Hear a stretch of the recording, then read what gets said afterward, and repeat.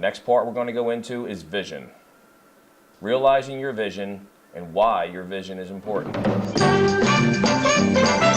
Back in the day, in the late 60s, before there was 300 channels on TV and the internet, it wasn't unusual for a young guy or a young gal to go out in the backyard with a ball or bat and pretend that they were a Philadelphia Philly or a Philadelphia Eagle. I did it many, many times.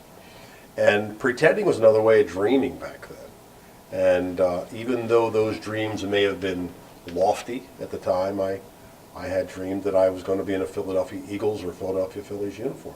If you want to be the best team standing at the end of the season and you want to be number one, you can't play the best. You have to be the best. And that starts up here. And you got to believe that even though you haven't played a single inning yet, from day one of practice, you're the best. You don't even know what anybody else is doing, but you better work like you're the best. Seeing the vision, believing in the vision that you can get there, is half the battle, maybe more than half the battle. You know, setting the goal, yes, I can do it, believing in the goal, and then working towards it. It's one thing to have a dream, it's one thing to pretend, but it's another thing to work towards that. We focus a lot on looking down the road, not so much in wins and losses, but we look at finding where that next challenge is going to come from. I mean, we really can't pinpoint what obstacles are going to be put in front of you, but you need that vision and you need that drive in order to move forward. If you don't have that instinct that you want to proceed ahead and want more at whatever it is that you're working on, you're probably not going to work as hard. You're probably not going to find that extra gear that you need to get to where you want to go to. Visualization, you know, you see something enough times or you dream it enough times, it's in your mind, it's got to be in your heart, you know, and if you've got it in your heart and then you put it in your mind, you continue to flush yourself with just visualizing, this is what I want, this is how I want it to go, your body doesn't have a choice but to translate that. When you go against an opponent, most people, they've already lost by tip-off. Because they don't expect to win, they're hoping they win, but we know, as we always knew as a team, that we should win this one. If you have a dream, that is potential. And if you put it to work, then it has every likelihood of becoming something tangible and something concrete as anyone else's dream. I always wanted to be a baseball player, and even, you know, kids used to make fun of me, you know, tell me that it wasn't possible, but that's always something I wanted to do. Seeing yourself as successful is the first step toward becoming successful. If you are not focused on where you want to be in your life, you will probably not get there. It's as simple as that. October 29th, 1974, we're playing the dreaded Dallas Cowboys on Monday Night TV. They've beaten us 8 straight times. But we got a chance right now. Roman Gabriel is our quarterback. We finally have some people in place. And we're getting ready to go out. We're going to play them at Veterans Stadium. Right before the game starts, about an hour before the game starts, I get a whistle from Dick LeBeau, our special teams coach. Riley, get the kickoff team in the meeting room. I thought something happened. You know, something happened to somebody's parent. I get the kickoff team. We go into the meeting room. Dick closes the door. He's now the defensive coordinator for the Pittsburgh Steelers. Played in the league for 12 to 14 years, I forget which. And he's rocking back and forth, and a smile comes over his face, and he said, "You're not going to believe this, guys. They're going to introduce the special teams tonight to get the 700 level and the crowd in the game." See, we needed that 12th man to help us. And so here I am standing in the tunnel. I'm the captain of the special teams. And I'm the 11th man to be introduced. And I got to tell you something. This is what I was dreaming about in my backyard. This is what I was pretending to be. And I had to check to see if my name was really on the back of that jersey, because I was having an out-of-body experience. And as each one of my teammates went out on the field, the crowd got louder and louder. The Philadelphia fans got it. They knew what was happening. It was the lunch pail crew. It was the Suicide Squad. It was the guys that they associated with that were being introduced. And I had chills. And as I got introduced, a little mustard was put on my introduction by a guy by the name of Dan Baker, who said, "And now from Villanova University and Wilmington, Delaware, captain of the special teams, our own Kevin Riley." And I floated across that AstroTurf. The 10 guys that were jumping up and down.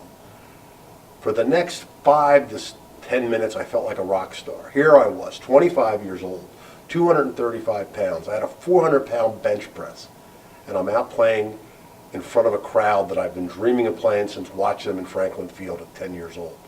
It doesn't get any better than this. And then we beat the Dallas Cowboys on a last-second 43-yard field goal by Tom Dempsey to win the game.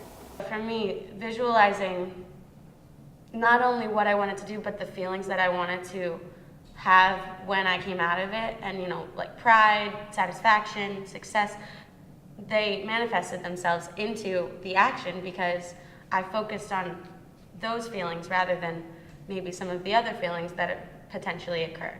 So if you're focusing on the positive elements and what you want to happen, then you don't have time to worry about what's going to go wrong.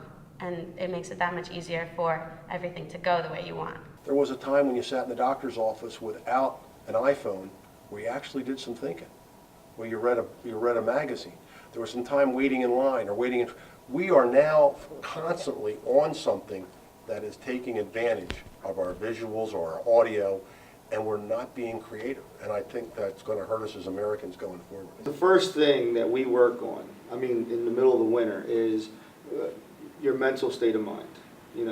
A lot of athletic events, whatever sport they are, they're won as you get off the bus. If I was going to visualize and I was going to meditate, I wanted to get myself to a point where I was so focused on what I wanted to think about that I wasn't just visualizing it, but I could, feel it. I could smell the grass. I could feel the wind, Every aspect, my muscles were, feeling like I was warming up as I visualized myself warming up for a game. When we won,